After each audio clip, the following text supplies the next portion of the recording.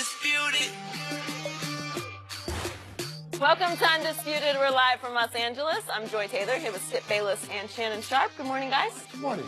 Good morning, Joe. How are you today? I'm doing great. The black looks nice. That's awesome. It's an awesome look. Hi, Shannon. How are you? Oh, you happy all of a sudden now? No, I'm actually not happy, and you're going to have to carry this show because I played 48 minutes and overtime last night, and I'm exhausted. Well, you played more time than Kawhi did, huh? I did, a whole lot. Oh, okay, it's going down.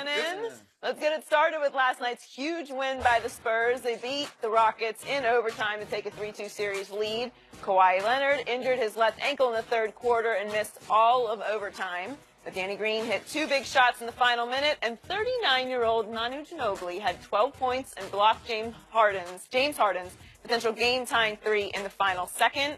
Let's take a listen to the Spurs after the game. The guys are talking about the big game from Ginobili. It was the, as Patty Mills called it, the Grandpa Juice in Game 5 of last round. Same thing, Game 5 of this series. What do you think brings out the best of him? Oh, man, just this intensity. Our fans, they did a great job. They bring the best out of Manu. And he came in early, had a dunk, which surprised everybody, but a big block at the end. He does every little thing we need him to do. He doesn't care about scoring points or assists. He just wants to win the game. And, he's great for us right now, and we just need him to continue that next game. Manu, reached back and gave us one of his Manu performances from past years. He was a stud. I felt good. I felt that I contributed to the team, to the win, and that of course makes you feel great, regardless of the stat line or how you felt. A little sore, but man, my teammates did a good job of closing out that game with me not being able to go in that last stretch. How frustrating? Ankle. Bob said you wanted to play, but it was obvious that you needed to come out. How severe is the injury, do you think? Do you anticipate being able to play games? Yeah, I'm going to be able to play. Skip, are you surprised the Spurs were able to win it without Kawhi? I was shocked, and I'm going to try to be objective about this. Bottom line to what happened last night, the superstar that you said should be MVP that plays for the Houston Rockets, a guy named James Harden, he blew that game more than my Spurs won that game because they stole a game that James Harden should have closed.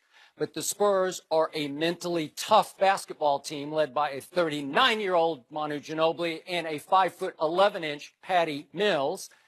And as we've seen in the past from James Harden, he's not always the mentally toughest with the chips on the table in big playoff moments, and he unraveled down the stretch, thanks in large part to some shockingly great defense played by one Jonathan Simmons, who often hasn't played very much for my Spurs, but was forced into action last night. But before I continue, allow me to say I'm in a really weird place today emotionally. I am extremely elated from what I saw last night because that was some great playoff basketball. Was that not a sensational game to watch? Probably one of the better games we've had this playoff. Well, it's got to be the best game we've had this playoff. It's one of the great games of all time, just from a spectator's point of view, because it had such roller coaster emotions. But I'm also extremely deflated because without Kawhi Leonard, and I don't think he's going to be able to play the next game, or even if he plays, he's going to be limited. And by the way, I'm much more fearful about his knee than about his ankle, but I'll get into that in a moment because they were icing his knee starting in the second quarter all along through the game. But the point is, I don't know how they're going to win Game 6. I don't know how they're going to win Game 7. And even if they steal one of those games the way they stole the game last night, it's Golden State. And with a limited Kawhi and no Tony Parker, what chance do they have against Golden State? So once again, my bottom line, my takeaway from last night was your man, LeBron James, got another injury break last night because my Spurs at full strength would beat your Cavaliers at full strength in an NBA Finals. I don't care what you say. It's a bad matchup for the Cleveland Cavaliers, but they're going to avoid that matchup now because there's literally, next to no way that my Spurs can get through Golden State with a limited Kawhi and no Tony Parker. Now, back to what happened last night. You realize, as I've told you all year, my Spurs have sort of degenerated in fourth quarters into becoming Kawhi or bust. And it's a dangerous place to be, especially when Kawhi can't go in the fourth quarter tried to go. He was limited, couldn't jump off one leg. He couldn't jump the whole night. I've never seen anything quite like it, but obviously he sat the last 4:57 of the fourth quarter and then all of overtime, and the Spurs still stole that game. And again, you talk about Tony Parker being too old, but listen, in these kind of games, in big moments in fourth quarters, Tony Parker can still come up big as he did twice against the Memphis Grizzlies in the previous round. So all of a sudden, I have to sit and watch my Spurs in the fourth quarter go from the 10-minute mark all the way down to the 4-minute mark without scoring a point. Are you kidding me? You go 10 minutes down to 4 minutes and you don't score a point and you're still barely hanging on in the game because the Rockets only ran it off 7-0 at that point. And then into overtime, do you realize that they went, my Spurs, 4 minutes of the 5-minute overtime without scoring a point, and they didn't make the first field goal in overtime until 56 seconds remained, and they won the game? I don't know how. I'm just like rolling on the floor at all the missed shots and the blown opportunities my Spurs had, but it still came down to Manu and Patty, and then ultimately to James Harden. And if you remember going back to 2015, the conference finals against Golden State, James came up small in several of those games. We can talk more about him in a minute. But I thought his 3 turnovers in overtime were the difference in the game. Forced by Jonathan Simmons, but again, if you're that guy, you take over that game and you close that game. And he was pretty quiet in the fourth quarter and extremely quiet except for the turnovers in overtime. And bottom line, that's why my Spurs won. But my elation is undercut by my deflation because I don't know where it leaves them going forward to Game 6 or Game 7, especially if he's got a knee injury on top of an ankle injury. Okay. You say you were shocked that they won. Now, mind you, in the regular season, Kawhi Leonard missed 8 games. The Spurs were 7-1 in those games in which he did not play. Why are you shocked they won this game? This is the Houston Rockets in the playoffs, and the Rockets are crazy hot from 3 as they were once again for 3 quarters last night. Can you name another team other than the Warriors that if they lost their best player, they could beat the 55-win Houston Rockets? If they have Ginobili and Patty Mills, they got a shot because you won't find 2 mentally tougher basketball players than those 2. So are you saying even Kyrie and Kevin Love, if LeBron were to miss the last 4 minutes of... So we're going to do... I'm just asking you, Skip. I'm just asking you. Lord have mercy. Okay, how about this here? You remember what happened when the last time Houston played at San Antonio in the regular season? Do you remember what happened in the fourth quarter? Kawhi scored 17 points in the fourth quarter, and James Harden came up smaller than small and got blocked by Kawhi at the end of the game, and it was 17-4. Kawhi versus James Harden in the fourth quarter. That's what happens. Mentally tough versus not mentally tough. Okay. Can you ask? I've got a couple more questions. Which one of these guys saved Kawhi's legacy? Was it Danny Green or Manu Ginobili? Oh, we're going back to Game 6. I'm just asking you a question, Skip. In the NBA championship here, but did help me out here. Did Kawhi play in the fourth quarter and turn it over 3 times in the last 3 minutes, then miss the 3 that would have tied the game? I'm just trying to. That's what LeBron did in Game 6. So you're looking foolish here because Kawhi could not play, and again they're icing his knee in the second quarter. He was laughably bad last night. He could not jump. He would get underneath against Clint Capella and have to do like 4 pump fakes because he was afraid to jump off, I think, his bad knee. Remember, they're Patriots-like. They do not disclose their injuries, and he tried to slough it off. It's the ankle. No, I'm afraid it's a knee on top of an ankle. No, I'm not surprised they won because I've told you this before. It's more Pop's system than Kawhi Leonard. You choose to believe that it's Kawhi. I think it's Pop's system because we've seen guys be in and out no matter who plays. Whether Tim Duncan and Tony Parker and Manu would all sit, somehow this team still finds ways to win ball games. Even when Kawhi sits, they still find ways to win ball games. Help me out. Explain the system to me in the fourth quarter and overtime last night. Explain what the system was doing from the 10-minute mark to the 4-minute mark when they failed to score, or the opening of overtime all the way down to 56 seconds. Help me out. What was the system doing at that point? It's funny. What was it doing? It's funny that you say that because even without Kawhi, they held Houston Rockets in check too in overtime. Even without the 2-time defensive player of the year on the court, somehow they still found a way to shut down and force James Harden into 3 turnovers, forced him to take 2 bad three-pointers. One, he shot from about 40 feet out. Without the best defensive player on the court, somehow the San Antonio Spurs still prevail. Skip, this is the James Harden we've seen before in the playoffs. No, I know. He's not that guy. No. You kept pushing him for MVP, and I'm thinking, really, James Harden? I thought you now, but all this time you've been telling me it's a regular season award. Now you want to go back and say it's a playoff award. But Skip, this is something that, and I went back and watched the tape. In June 6th of 2014, there was a game 1 of the finals. LeBron James got cramps late in the 3rd quarter, and he missed about 11 minutes of the 4th quarter. I came on your show on the 7th, the following day. You said if that was Michael Jordan, he'd have played through those cramps. You said hold on, Skip. No, you didn't come on my show the next day. The day after that game, after game 1, you were not on the show. I'm sorry. We were in San Antonio. You weren't on the show. No, I'm saying the next day I was on with you right. I was on with Mike and Mike. Okay. All right. I didn't hear that. I misspoke. Okay. All right. You said it was hot for everybody. Why was LeBron James the only one cramping? He was. Okay. Why did Kawhi get hurt? Nobody else got hurt. Well, it happens to anybody. Why did Tony Parker rupture his quad? You see? I don't know. Skip. I mean, why did Kyle Lowry get hurt? Why did Rondo get hurt? I don't know. That's my point. I just wanted you to see when you use that flawed argument and then someone hold on, let me finish. When you use that flawed argument and someone turns around and use that same flawed argument on you, when you hear it, you realize. Now that you bring it up, I'll tell you what I wrote on ESPN.com because I had a really well-placed, high-placed source within the Heat hierarchy who told me that LeBron sometimes cramps up under stress because he feels the pressure too much, and it was game 1, and he was cramping more emotionally than physically. That's what I was told. You can go look it up. I wrote it. How about this? All I know is this, that when LeBron James exited the game and didn't start the 4th quarter, the Heat were up 7 points. Mm-hmm. Was that not the case? Yeah. All I'm saying is that, see. Where was he?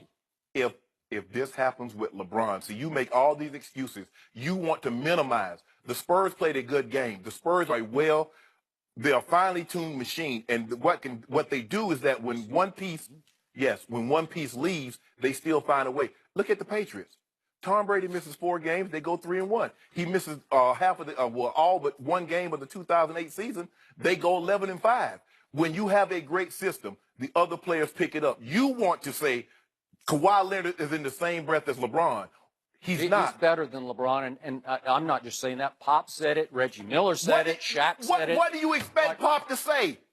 But he is not one to make statements like that. Stop it, Skip. He's just not.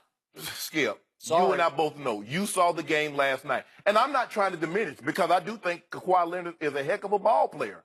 But they won the game with him missing about 9 minutes of the ball game. They won a game in which they were tied. They go into overtime, and they win without him. Mm-hmm. So which one? Was it Danny Green or Manu that saved his legacy? It wasn't anybody who saved his legacy. It was Ginobili and Patty Mills, and in the end, Danny Green, but especially the first 2, who saved the Spurs' chances. That what slim hope they have of winning this season got saved because whatever Manu Ginobili has inside of him, I wish I could pour into LeBron James and you would have beyond Michael Jordan. Because you want to talk about intangibles, winners' intangibles. Skip, stop. Ginobili saw it. That's so ridiculous. Hey, no, it's not. Manu Ginobili is obviously a Hall of Famer, but this guy is unbelievably great, mentally tough. When the chips are down, when you need a basket, there's nobody I'd rather have ball in hand than Manu Ginobili, even at 39. They're dead in the water last night, and he's making shots where I said, I don't know where that came from. Hold on. So I'm just going to make sure that I'm hearing you correctly. Mm-hmm. You said with the game on the line or a chance to tie the game, you'd rather have the ball in Manu Ginobili's hand than LeBron James. Yeah, I would. And especially throughout his career, at any time in his career. Manu Ginobili has made big shot after big. Go ask Golden State what happened to them going back 3 years ago in Game 1 at San Antonio. Go ask them, see what happened. Check that last second shot, that walk-off shot off. You said Manu and Danny Green saved the Spurs' chances. Mm-hmm. Why is it that? Hold on. And the other guy who I got to give him some props because Patty Mills is 5 feet 11 inches tall, and you want to talk about heart and guts. He had missed 4 straight shots. He's cold-handed. There's 2 minutes left. Eric Gordon had just bombed a 3. And Patty Mills, tell me this is a system. Can we see the shot Patty Mills made, that one? He just came down and said, give me the ball, get out of my way. I'm going to dribble over here to the left, and I'm going to go up, and I'm going to shoot this shot with conviction, and it saved the game. They're down 5 at that point with 2 minutes left. I agree. And he just said, watch this. I agree. We're not going away. And he bombs a 3, and all of a sudden it's a 2-point game, and you've got a little life. But it's actually Beverly's fault because he got caught too far down inside in the lane. But let me go back to this. You said Manu and Danny saved the Spurs season. Ray Allen didn't need the Heat season, but he saves LeBron's legacy. Because they would have lost. I mean, LeBron had all of his chances. He had the ball in his hand. He's acknowledged as the best player in basketball, and he has 3 turnovers. He was worse than James Harden was last night in overtime in the last 3 minutes of Game 6. But you see what you're doing here? No, I'll tell you what I'm doing. Then LeBron had his chance to make the 3, to take it to overtime, and he LeBricks it. It bounces hard off the back ring. Boom, boing. Goes way out near the free throw line, and Chris Bosh tracks it down because Tim Duncan, by the way, speaking of the great system coached by Pop, was not in the game, which I have big issue with. And Chris Bosh goes and tracks down the rebound and makes a slick little dish into the corner to Ray Allen, who makes the greatest clutch shot I have ever witnessed in any playoff game to tie the game and sink the Spurs because they were up 5 with 18 seconds left. What happened to Pop's system there? I don't know. They missed free throws. What happened? No. They clarify who missed a. Manu missed 1 and Kawhi. Oh, baby Kawhi. Can I ask you a question, Skip? Why is it when everybody else is a team, but when it's LeBron, it's LeBron? Because he's LeBron James. He declared himself the chosen one coming out of high school. He was acknowledged from day one, the best player in pro basketball.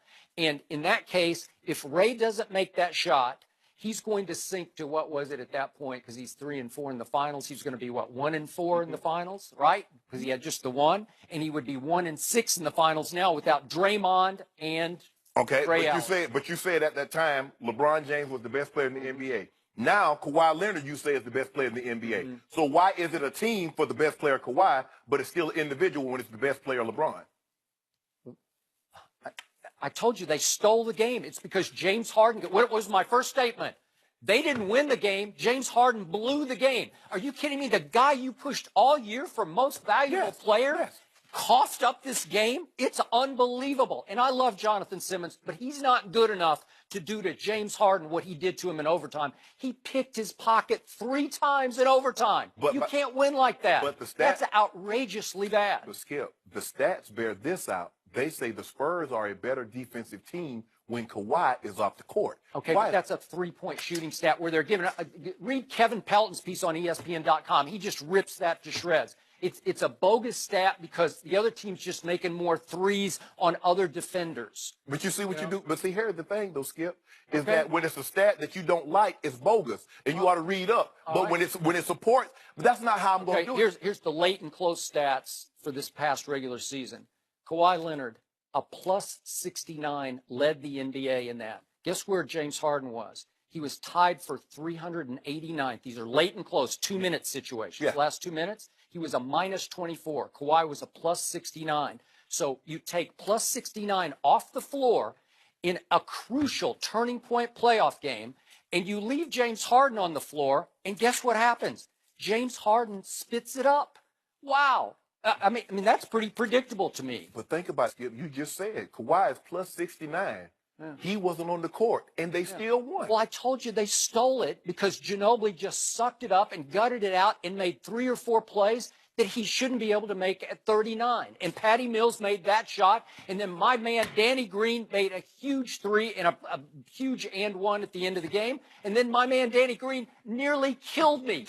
My man Danny Green left me on the floor last night. He could have made 2 free throws and iced the game at the end. I love you, Danny, but you nearly got me. And he missed the first free throw, which opened the door for James Harden to have 1 more shot. And what did Ginobili do? High basketball IQ. He knew that once James got by him, what did James have to do on the last shot of the game?